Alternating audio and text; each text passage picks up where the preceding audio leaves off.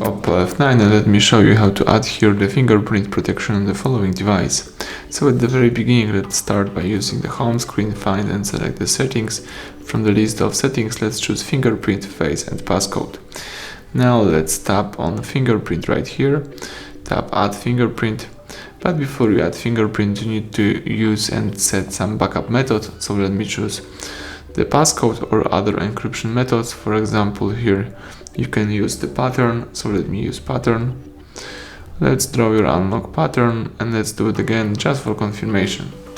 Alright, now you can add your fingerprint. So all you need to do is find your sensor. The sensor is located right here at the back of the device. Let's just start tapping the sensor until you save the whole fingerprint. Alright, now let's tap continue. Let's adjust the holding position. Tap continue again. And that's it, you just add the fingerprint. So now you can lock your device and unlock it by using your pattern, and you can also unlock it by using your fingerprint. That's it.